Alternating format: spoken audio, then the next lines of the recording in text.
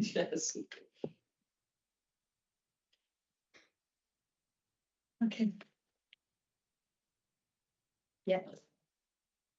Hello, everyone, and good afternoon. Welcome to this week's Cabinet. Not this week's, rather, but this month's Cabinet. We'll go straight into the agenda. Nick, do we have any apologies for? We have apologies from Councillor Paul Griffiths. Thanks very much. Do we have any declarations of interest for this agenda, Cabinet? No, I don't think so.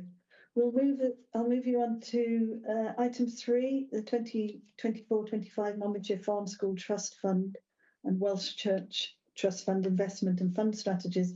I believe that's you, Councillor Callard. Yes, thank you, Leader.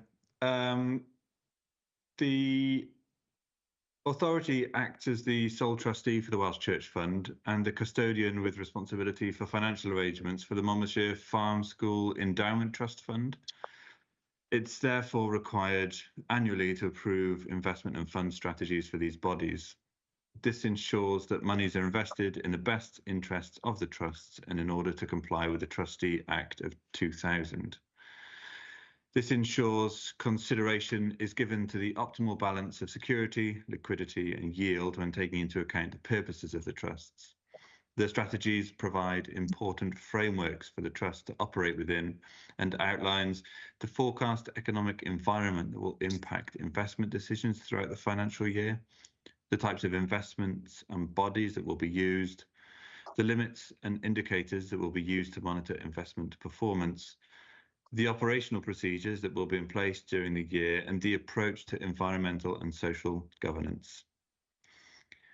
With regards to the Welsh Church Fund grant allocation, the authority is required to determine the grant allocation for the Welsh Church Fund for the forthcoming year.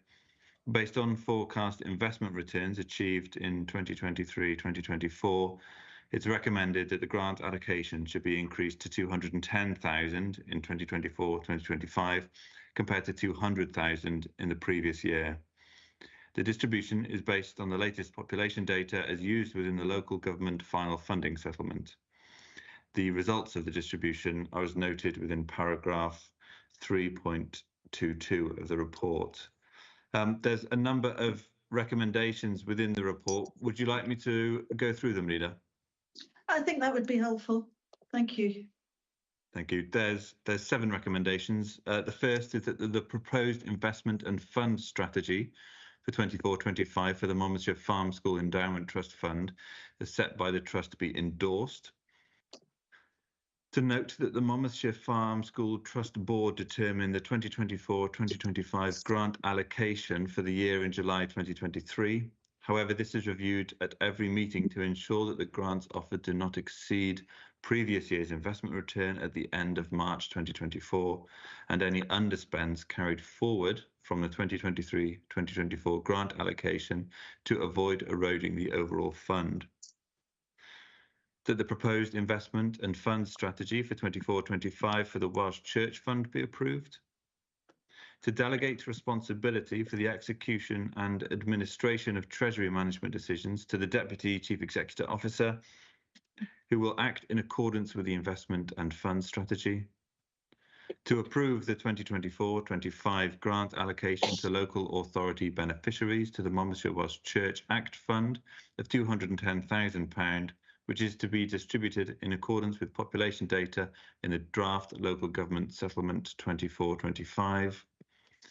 To endorse the policy that Monmouthshire County Council, as the Welsh Church Fund trustee, ensures that the constituent councils that benefit from grant distributions ensure that grants allocated are in line with charitable objectives of the fund, and that this fact is advertised on the authority's website.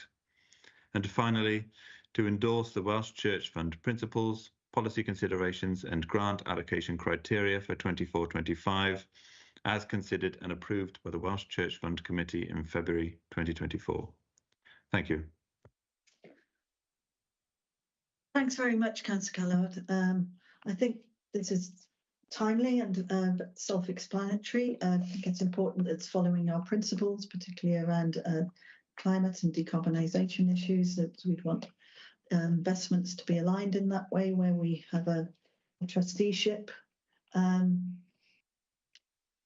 Unless Cabinet has any questions, I'd like to move to accepting these recommendations.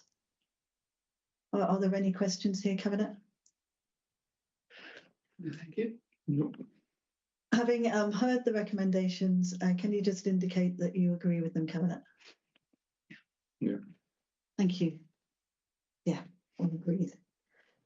So item 4 on the agenda is Usk Low Cost Home Ownership Future Use. This is within the portfolio of Councillor Griffiths, who unfortunately cannot be with us today. So I'm standing in for him. Bear with me, Cabinet. I bring this to you, the Usk Low Cost Home Ownership Future Use, because in fact this is a long-term policy previous to us as the administration for the council. The council operates a low-cost home ownership scheme in Usk, designed to provide affordable home ownership to local people from Usk and the surrounding communities. There is a preemption on the properties that requires sellers to inform the council of their intention to sell. And one of these properties has recently become available. Unfortunately, the council has been unsuccessful in identifying a suitable local household to sell the property onto after marketing on the housing waiting list. Because if I can just clarify that, one of the conditions of keeping these houses within affordable housing remit was that it should benefit people who live in the locality, Usk and its localities. So it's therefore recommended that the council repurchases the property to provide temporary accommodation for a homeless household, rather than allowing the property to be sold on the open market, where an affordable home would now be lost.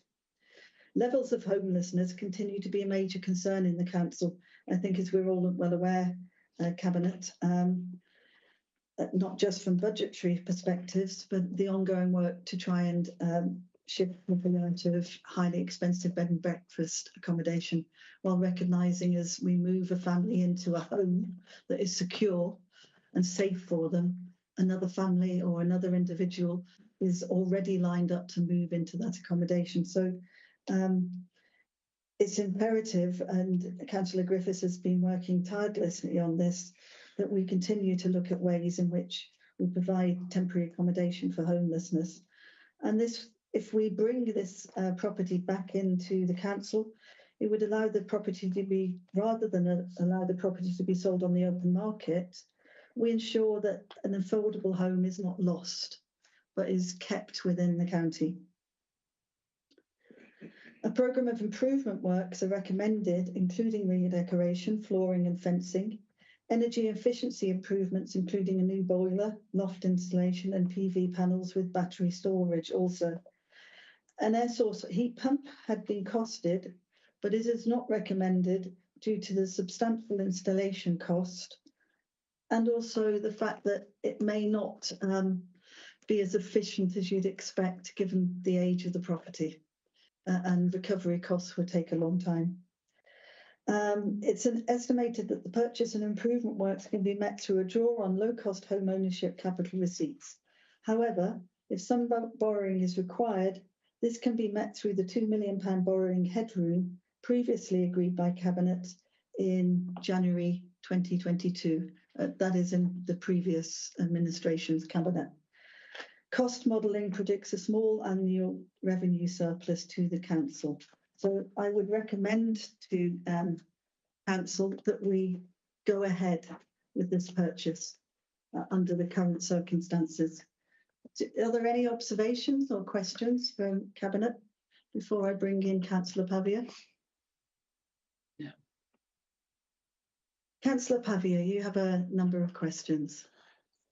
Yeah, thanks, Chair. I know the one of the local ward representatives, Councillor Tony Keir, was interested in this, so he's sort of relayed a number of questions through me, if that's okay. The first question: there are many in Usk who are looking for low-cost housing opportunities, given that it's become a very expensive place to live. So I think Councillor Keir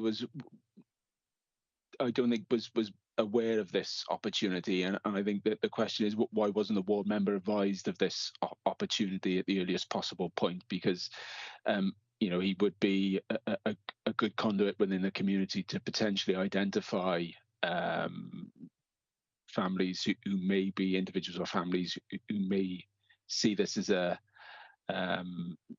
opportunity to take up, and he wasn't aware of it. I understand the council has done a huge amount to advertise this opportunity, but he wasn't aware. So I think that was the first question. I don't know whether you want me to ask the 3 questions, Leader, or do you want me to do it one by one and wait on the response? I'd be led by you. Could you convey to Councillor Keir that this was an oversight, and I think lessons need to be learnt going forward. It would have made a lot of sense to involve both local councillors in that ward. Sometimes these happen, don't they? Not exactly they happened. So we learn from that and make sure that on our checklist of what to do when more affordable homes come onto the market, or under this particular scheme, that's first on the list of the checklist. Go out and reach out to ward councillors. Yeah, okay. Thank you very much. My second question is in relation to the 12 applicants. How many of the 12 applicants had links to ESC? None, and that was the issue. Okay, that's fine. And the third question, 2.1 refers to MCC temporary ownership and temporary accommodation for a homeless family. Can the Leader please advise what temporary means in this circumstance, and when will the property become available again to the local market under the current scheme? The report suggests a period of between 5 and 10 years, Councillor Pavia. Members will be aware the council currently has an urgent need for temporary accommodation. We currently have over 50 households in bed and breakfast, and we have a lack of self-contained accommodation, which is a requirement for rapid rehousing. This is at a time when there is currently low demand for this property to be retained as low-cost home ownership. The situation regarding the need for both types of accommodation will be reviewed. The level of need will inform when the property will be made available again as low-cost home ownership. If I could just add to this, Paul Pavia, while Councillor Pavia, while it's not at the moment a trend, we are keeping a watching eye on the fact there has been a dip in interest and applications for this type of scheme. We suspect, and I don't think we're out of order to suspect this, is it's a combination of high mortgage rates and cost of living means that families in particular aren't coming forward in any way, are either not moving from rented accommodation or don't feel able to secure their own home. They might perhaps living with relatives within the Usk area. We're keeping a watch eye to see whether that is a trend, and because that will form part of the review. Okay, thank you. Thank you very much, Councillor Pavia. So, Cabinet, we have 3 recommendations. Firstly, to repurchase the property using low-cost home ownership capital funds and home finder loan funds, and retain in the council ownership on a temporary basis to provide temporary accommodation for a homeless family. Are we agreed? Yeah. Mm-hmm. Secondly, to agree a programme of improvement works. Yeah. And thirdly, to improve a draw on LCHO capital receipts, reserve of 209,400, I'm not even going to say it, to create a capital budget for the repurchase of the property and refurbishment works. Yes. Thank you, Cabinet. And I'd like to put on record our thanks to the officers who have worked really hard through their channels to see if they could find a family, but also to set this up so that we can house a homeless family. And also for Councillor Griffiths for overseeing it. It's really important, as you know, priority of this council that we bring down the numbers of homelessness. And I do think this is a good scheme in which we can do this, if we, as well as ensure that we have low cost affordable housing available across our county. So thank you very much. I'd move us on then to item 5 on the agenda, development of a residential children's home. I believe that's you, Councillor Chandler. It is. Thank you, Leader. Cabinet, this is a very important decision that will impact on the lives of many of the children the council is looking after and who we may need to look after in the future. And therefore, I will be giving quite a substantial introduction to this paper. And I'm also grateful to being given an advance notice of a number of questions that have been submitted by Councillor Pavia, who's standing in for Councillor John. I hope these opening remarks will actually address many, if not all of those questions, but I'm still happy to answer any unanswered questions from Councillor Pavia or from Cabinet members later in the discussion. And before I really introduce this, I'd also like to remind Cabinet and those attending that Appendix 2 of this report is exempt from public disclosure until the purchase process is complete. I therefore ask members not to disclose in the course of any discussion today or afterwards the location of the property in question and its purchase price.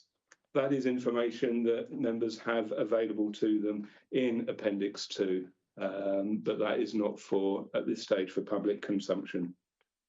And finally, before I start, for the record, please also note there is a typo in the report at section 8.3. The date that the panel approved the Welsh Government grant funding for the purchase of the property was 22nd of February 2024, not 22nd of March, which has yet to happen. So, given those aspects out of the way, I'd like to introduce this paper. So, fellow Cabinet members, you will recall that just last month I presented a report to People's Scrutiny Committee outlining our proposals to develop children's residential and 16+ supported accommodation placements. When children come into care, an assessment is made of their holistic needs so that we can find the most suitable placement for them. Ideally, there should be a range of options available to help us find a good match for each child and each sibling group, preferably within a family placement or with a foster carer, and where this cannot be achieved within a residential setting. But in recent times, choices over placements has been extremely limited because the availability and suitability of looked after child placements in general have not kept pace with the requirements of the service. And this has resulted in many children being placed outside of our county, and therefore that's not an ideal outcome from a child's perspective. So the report that was presented to People's Scrutiny last month identified the need for 3 distinct types of accommodation. We need standard residential children's homes, and by that we typically mean homes for around 4 children each, in each home. We also have a need for bespoke residential homes for children with more complex needs, and those are typically will be homes that house 1 or 2 children.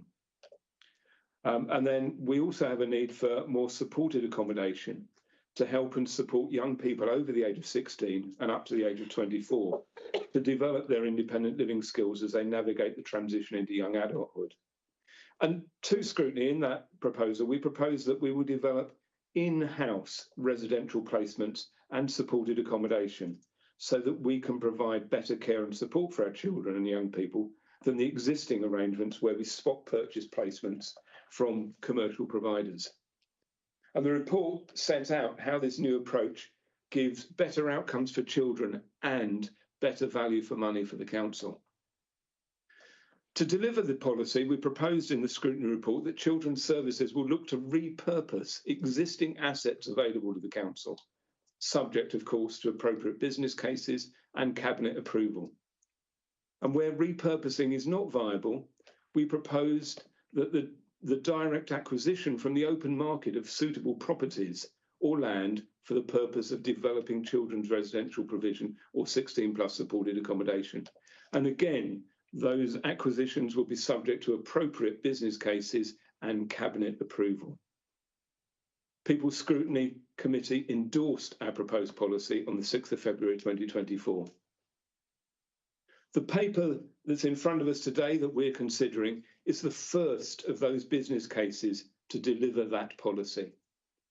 We are proposing to purchase a large residential property in Monmouth and repurpose it so that it is suitable to be used as a standard residential provision for 4 children who are currently in our care. Now, Cabinet members, you may ask, just as I did when the proposal was first put to me, is why this property and why are we spending so much money on the purchase and repurposing of the property? Well, the answer to that is that the requirements for a children's residential home are not the same as that for a modest family home.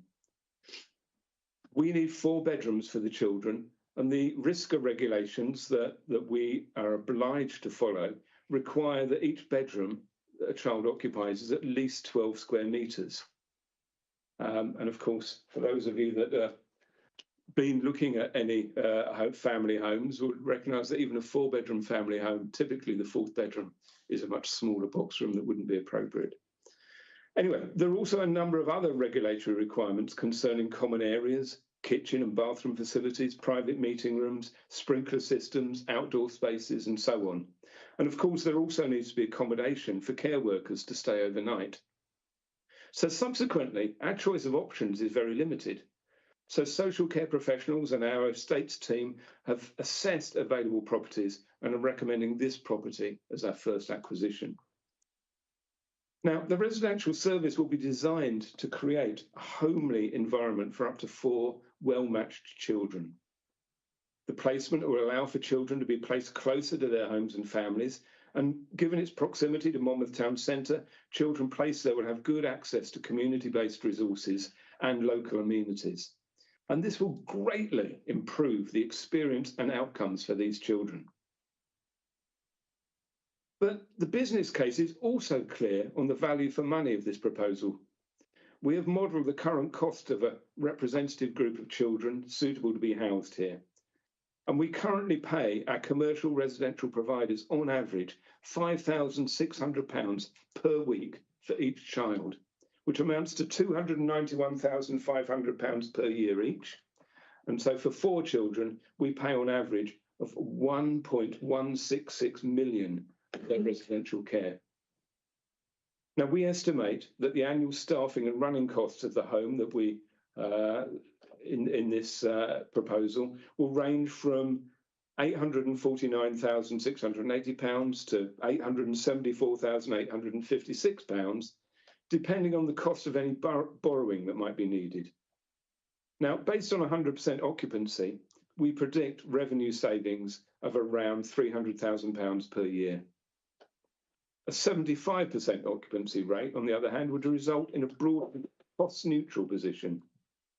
But it is highly likely that our average occupancy rate over the years ahead will be nearer to 100% than 75%, which will give us a sustained cost saving in the years ahead, as well as, and most importantly, providing better care to the children that we are looking after. Now, we already have authorisation that was granted by full council in January 2022, see that was during the last administration, to borrow up to £2 million for acquiring and remodelling property for use as a children's residential placement. And we've been proceeding on this basis. And the business case demonstrates good value for money if we need to borrow to fund the purchase. But however, it is almost certain that we shall receive up to £875,500 from the Welsh Government to cover the purchase and associated purchase and legal costs. It is likely that our borrowing requirements will be minimal, if at all, providing that the purchase is completed this financial year. We will also be applying for up to £300,000 of further Welsh Government funding in the new financial year to cover the costs of refurbishment. And refurbishment, I think, is better described as repurposing and furnishing the property so that it is suitable to meet the regulations as a children's residential provision.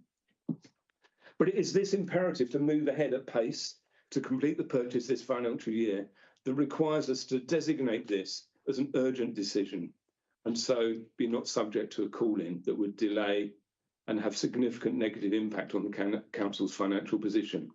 And this is set out in the 4th recommendation on the paper. But however, we are committed to transparency and accountability. So the business case will go to the next meeting of the People's Scrutiny Committee for post-decision scrutiny.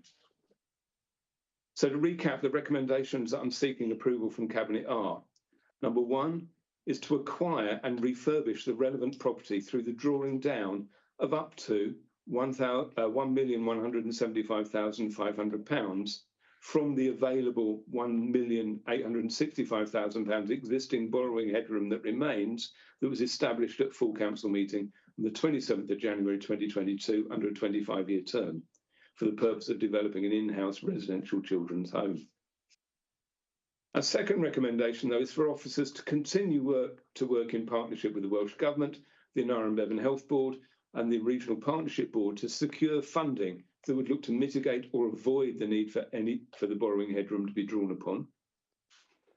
Thirdly, that should the business cases be approved, the outcomes are reported into the next available meeting of the People's Scrutiny Committee. And fourthly, that Cabinet agrees that the decision is urgent and that any delay likely to be caused by the call-in process would seriously prejudice the council's or other public interests, and therefore it is not subject to call-in in accordance with paragraph 31.15.1 of the council's constitution. And that Cabinet, I think, sets out the case and introduces the paper, and I think we can open up to questions. Thank you very much, Councillor Chandler. Councillor Sandals, you have a question. Yes, please. Yes. Thanks for that report, Councillor Chandler. Really interesting. Can you elaborate a little bit on why it's important, or if it is important at all, for our young people to be, living in Monmouthshire, for instance, rather than, I'm sure there are plenty of cheaper places possibly where we could buy properties. Yeah, thanks for that, Councillor Sandals. Yes, indeed, the modelling that we've done is based on existing children who are placed in a number of other counties in Wales and in England, some of which where we might see them as lower cost areas, but certainly we are still paying that substantial cost of £5,600 on average per week. So yes, we have there. But in terms of why, what are the benefits to the children? Because I think that, the business case, the value for money is clear. I think the benefits for the children actually is the most important thing here. And I think to elaborate on what I've already said, I think I might call on Chief Officer for Social Care, Jane Rogers, to maybe say a little bit more about the outcomes for children as a result of this proposal and why it's important that we house them and place them more locally to the county. Jane Rogers, please. Thank you, Councillor. I'd say when children are placed outside of county, outside of Monmouthshire, this can mean that their family relationships are disrupted, and often we find that children placed outside of county can lose a sense of identity and connectedness, especially if they're placed out of Wales. And this really does make it harder to achieve the best outcomes for children and young people. It can make it harder for them to really establish firm plans for their future, that reconnection with family. Often relationships with family need considerable amount of rebuilding, and sometimes it's possible even for children to return to live with their families once it's safe to do so. And if they're placed away, it doesn't allow that natural development of the relationships is an easier way, as if they were placed more locally. Other plans around college or employment or education, even housing, and building up their support networks, which will see them through into young adulthood, are really disrupted if they're not in county.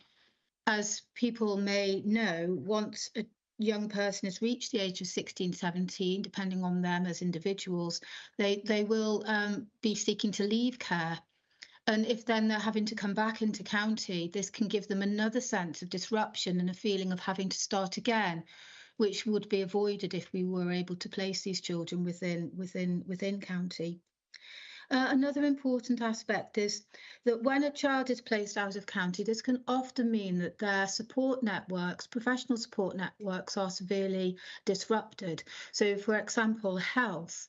Well, your health, your ABUHB health provision won't travel with a child if they are placed outside of that ABUHB footprint. So often, again, you're sort of starting again to develop those support networks with a completely different set of professionals. And when a child is in county, we try to really offer for children who are looked after a joined up multi-agency support network, which is very difficult to establish for children who aren't in county. This enables us to really provide and ensure good outcomes across the whole of their holistic development, and where needed, provide wraparound support again, which is difficult to achieve if they're not in county. I think one of the most important issues as well for me is that a child who may be placed at some distance from the local authority area, it's hard for them to have natural, sort of quick and easy access with their social worker. And I know that many of the young people that we look after really value that, and the relationship with the social worker can be really key. And there's nothing that beats sort of face-to-face with that when they're trying to establish a good connection and an ongoing relationship with the young people they look after. And if you're travelling and having to really book out time in your diary, that's hard to achieve rather than just popping in at the end of the day, for example. So there's just a few reasons why we think it's so important for children to be in county. Thank you, Jane. I think it's really important for us to note that and reflect on the importance of this for outcomes for children. And just at a very simple level, I can just only imagine that a child that having to have left their family it's disruptive enough, but if they've got to leave their local community, their friends, their school, the places they know, just the familiarity with what's around them, that just adds to the distress and that child must be experiencing. So I think it is important that we not just look at this in terms of being able to bring children back into our county, but in the future that we won't need to send children out as this policy develops, as we build this up over the next 1 to 3 years. Councillor Grocott, it's good to have you back on form. I just need Thank you, Leader. It's great to be back. I'd just like to say that the proposed course of action here fits hand in glove with what we're also trying to do in education, where coincidentally we've managed to make some considerable savings. But I think more importantly is that children who in the past may have been sent to some sort of residential school anywhere in the country are now able to be educated in one of our own resource bases in the county, and to live with their locality, their friends, their family, in all but a small minority of cases. I doubt you'll ever reach a case where you could say nobody will ever need to be sent to a residential placement. But in the past, it has been an easy way out, and it has been, in many cases, a cruel way out for the young person involved. So I commend this policy, and I think it's a lovely example of education and social care marching together in the same direction. And let's look for many more examples of that. Oh, thank you, Councillor Grocott. I must say I agree with you, and I was heartened by a scrutiny committee back in February taking such a positive view of the approach that we're taking, and pleased that we can come forward so quickly with a way of taking that policy forward, which in my view puts children front and centre, which is entirely where they should be. Are there any more questions, Cabinet? If not, I will bring in Councillor Pavia. Councillor Pavia, looking at your questions, can I suggest that we take the first 4 together, because there is some overlaps, and it will allow, I think, you to have a more comprehensive response. Yeah, thanks, Leader. And can I thank the Cabinet member for presenting the paper? Councillor Chandler has, I think, more or less answered the first question in relation to pre-decision scrutiny, which I was going to ask, and why it didn't come before one of these select committees for more detailed examination. While Councillor Chandler has stated that it will go to post-decision scrutiny, will they agree with me that this isn't ideal to look at it after a decision has been made?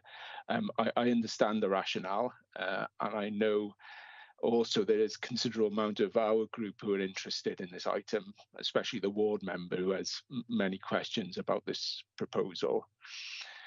And I'd say to the Cabinet member too, given the rebalancing agenda, this won't be a one-off consideration for the council. I think there will be other assets and potentially going concerns that may come before the council as a potential strategic purchase.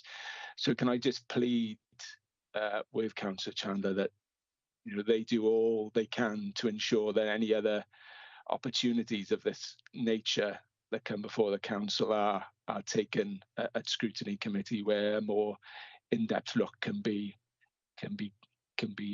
taken. And I know, as I said, a number of members of our group are really interested in this issue.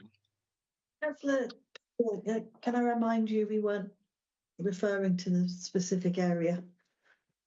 Or but also, I recognise your concerns here, so I'm going to ask Councillor Chandler to come in and speak specifically to this one question. yeah, because some of your other questions, I think, relate more to the value for money in the business case, but this one is about scrutiny. And I think, as I said, the policy that this falls under has already gone to scrutiny.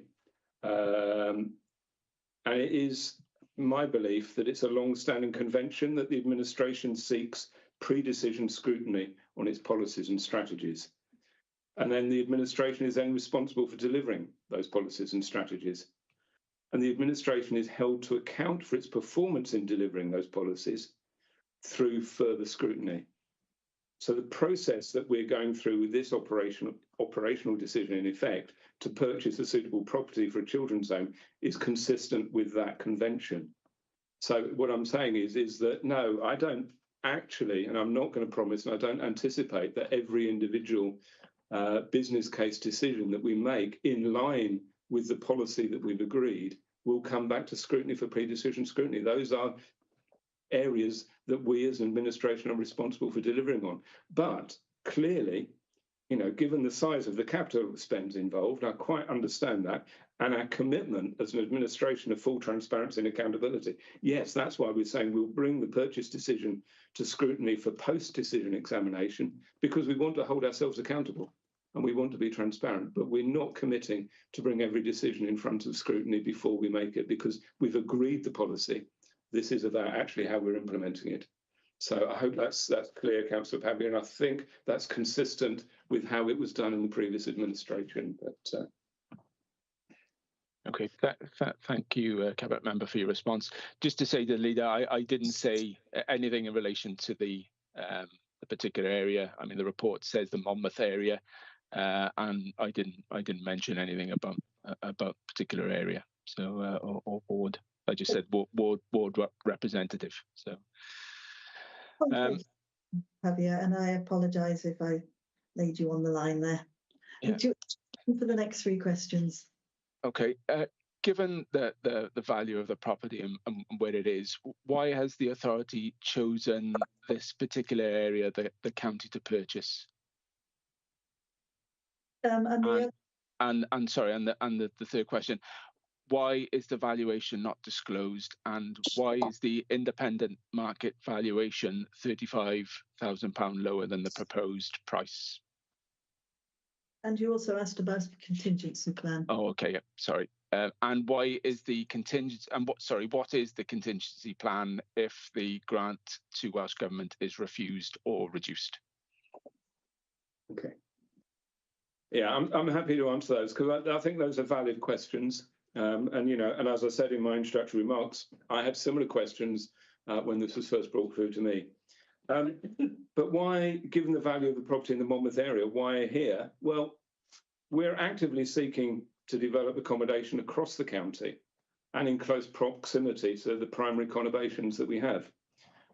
This provides links to existing communities and support networks for children and will ensure they're close to schools and recreational facilities and local amenities. So children shouldn't be precluded from living within their communities due to socioeconomic factors that are beyond their control. And the area identified has been informed by the type of property that's available. As I said, we're looking very specifically for a property to house up to 4 children, which requires a certain property size and type of mid to high specification and well-connected to facilities and amenities. This specific property also benefits from an annex, which offers additional space that could address wider support needs. Properties of a lower value have been considered when identifying opportunities on the market, but of this size, those ones have required significant investment to refurbish to the required standard, and that means the overall cost is well in excess of the purchase costs that we're putting forward here. And I think, we need to recognise that we will be looking at properties in other parts of the county as they arise. And I hope, and I'm sure it's not the case, Councillor Pavia, but if there is an implication that the vulnerable children who we have the responsibility of looking after should only be housed in the poorer or lower cost areas of the county, I would find that extremely objectionable. But I'm sure that's not, although some people might interpret that question that way, I'm sure that's not what you meant. So, but I think we just need to be clear about that. Why is the valuation not disclosed? Because it's exempt information, it's commercially sensitive, it relates to the private affairs of an individual. It will be in the public domain once the purchase is completed, and that will be there. Why is the independent valuation £35,000 lower than the proposed price? Well, the independent valuation is not the independent valuation, as I said, not disclosed, it's exempt, and it's at the lower end of the bracket. As you know, there's a degree of subjectivity involved in valuing a property, and you ask, 3 different valuers, and you get 3 different answers. This is probably at the lower end of the range, but the £35,000 that we have subsequently agreed that's higher than that valuation that we sought was clearly, it's a departmental decision based on the suitability of the property and subsequent negotiation with the vendor. But this represents a minor capital commitment from the authority when considering the overall extremely generous grant-funded capital commitment. And then you ask, yes, what is the contingency plan if the grant is refused or reduced? Well, the grant's been approved. It's only subject to the minister signing it off, but it's been approved by the panel. But in any case, the business case, which we developed, did include financial modelling on various scenarios, including one where the grant funding is not forthcoming, because a lot of this business case was written before that grant was approved. And if that scenario where the grant's not coming, we need to draw on borrowing. But even in that worst case scenario, the business case demonstrated excellent value for money. But fortunately, we shouldn't be requiring to draw on that borrowing or very little of that borrowing because of the grant. Okay.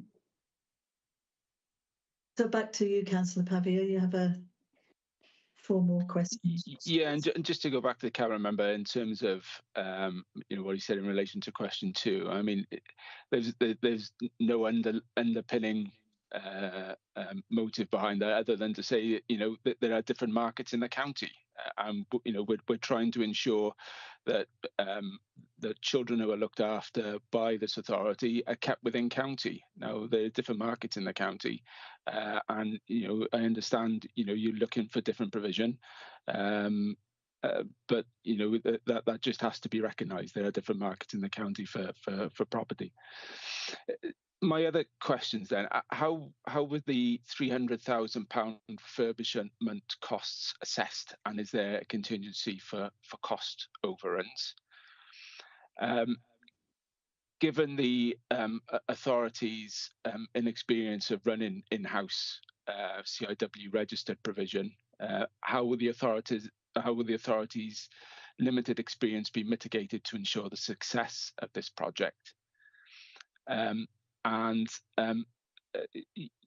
in terms of residential care homes, the average residential care home in Wales is children's residential care home is 3.2 beds and is usually occupied 83% of the time. I hear what the cabinet member said about hoping for 100% occupancy, but also looking at potentially at 75% occupancy.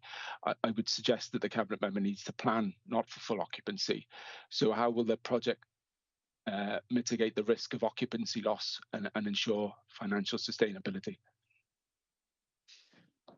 Yeah, I might answer that last question first. Actually, as I said, we financial modelling in the business case looked at the extremes of 100% occupancy and 75% occupancy to provide a range of figures. And I said that 75% occupancy would broadly be cost neutral, and 100% occupancy would be broadly achieving us a saving of around about £300,000 per year on our revenue costs. As I said, that the likely outcome will be somewhere between the two. We accounted for some level of voids in the financial modelling because, as you've said, there will be careful matching of children to ensure the sustainability of home, but there will be some transitions, and there'll be points when a bedroom may be empty while a new child is being chosen and introduced into the home. So, as you said, that figure of 82% is certainly in line with what we see, but we haven't modelled a specific financial on that because we've just looked at the two extremes, recognising that the reality will be somewhere in between, and that may change over time as the years go on. But I would also say, in terms of mitigating that, if there is a point when actually we haven't got any suitable placements from our looked after children to fill a vacancy in the home, we will, of course, offer placements to our fellow Gwent local authorities for them to be able to use, because there is as I've already said, there is a significant demand for this type of provision. And our children is our first priority, but we would certainly offer any voids that we've got to other local authorities. In terms of the refurbishment costs, that £300,000 assessment is a sum that's based on similar projects and scale of works across the authority, but it does include a contingency. So we are content with that figure, and we use the word refurbishment costs because that's how it goes. But as I've said, it's a range of things that is about fire safety, sprinklers. It's about doors and locks. It's about certain changes that we need to make to the property so on. But it also relates to furnishings and things like that. So I'd say on that. Your other question about how we run the provision, I'm going to hand over to Jane Rogers again. I think is better placed to talk about how we manage that in-house provision. Before you do so, I see our monitoring officer, James Williams, has his hands up, and perhaps we deal with this part before we move on to that very different question. James. Thank you, Leader. It was just a quick constitutional point. Councillor Pavia asked about the scrutiny of the decision, and Councillor Chandler mentioned post-decision scrutiny. There won't necessarily be post-decision scrutiny, but because the coring is being disapplied, it will be reported to Council, and the reasons for the urgency provisions being applied will be reported to Council. Just want to clarify that point. Thank you, James. I think that's useful that we have this on the record. Yeah. So yes, I think, so your question about how we will ensure the success of the programme in terms of how we're managing that in-house provision beyond just the property purchase. I think I'd rather Jane Rogers answers that question, because she's far better equipped to talk about that than I am. Thank you, Councillor. So within the Directorate, there is experience of running residentials. It is in the adult side of things, but there are many things under the risk of regulations that are transferable in terms of like the knowledge and skills that you need to run a provision. So we're certainly able to draw on some skills and experience from there. Alongside of that, Children's Services have over the last couple of years worked in partnership with some third sector providers to develop some in-house provision in terms of the property, and then commission the care. But working closely with these providers, and I have to say it's been very, very close working. This has given us a really good understanding of what it entails to to run such a provision, and some of the challenges that it gives rise to. Additionally, we have very close links and working relationships with our other local authorities in Gwent, two of whom already have experienced quite considerable experience of running local authority-led children's homes. And, in Gwent we work, closely and really do draw down on each other's knowledge and experience. So that's another area where we have a good sort of resource in terms of developing our own skills within county. And aligned to that, there is a Central Gwent resource that's been set up to support local authorities in Gwent to develop placements and particularly residential, and then that's in light of course the government policy agenda. So that resource is something that we're pulling heavily on, and that will be available to us over the coming development phase. We will, as part of our sort of work in this area, we're going to use some additional grant money to develop a shorter term expertise and resource specifically for our county to provide just that sort of extra pair of hands during the development phase, but also that knowledge and expertise. So although I do acknowledge it is a significant step, I think there are a number of reasons why at this particular point in time we are well placed to respond to the challenges of developing our own residential care. Thank you, Jane. Councillor Pavia, you have one last question. Yes, one final question. What planning consents will be required to enable this project to go ahead? Yeah, thank you. Just for clarity here, no planning consent is required. As any works done will be internal to the property. There may be a desire for us to install solar panels, but this is likely to be considered as permitted development within our county. And just for complete clarity, there is no requirement for a change of use, as the classification will remain as C3, because it is the size of the home is only talking about 4 resident children. It doesn't require a change of use for that. So hopefully that clarifies that question and all of your other questions. So and hopefully council that cabinet rather, we have confidence in the appropriateness of this policy, both in terms of the absolute fundamental requirement or a desire to improve the opportunities for the children that we look after in this county and to have better provision that's closer to home, but also to ensure the financial sustainability of the service and provide value for money and potential savings in this important area of our work. Thank you very much, Councillor Chandler. I don't think any of us could have put it better. I find this really heartening that you've been able to, along with officers, to bring it to this stage, and that we can move so swiftly to support our looked after children in this way.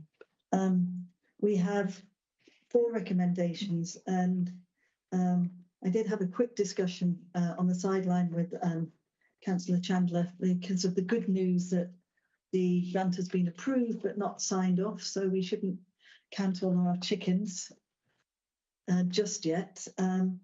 So the first two recommendations, Cabinet, refer to the possibility that we wouldn't receive grant fundings, and we should bear that in mind until the money's in our bank. Really, we can't be entirely sure, and it would be irresponsible of us to make decisions without being absolutely certain. So the first one, to acquire and refurbish the relevant property through drawing down of up to £1,175,500 from £1,865,000 existing borrowing headroom established at the full council meeting of 27th of January 2022 under a 25-year term for the purpose of developing an in-house a residential children's home. Do we agree, Cabinet?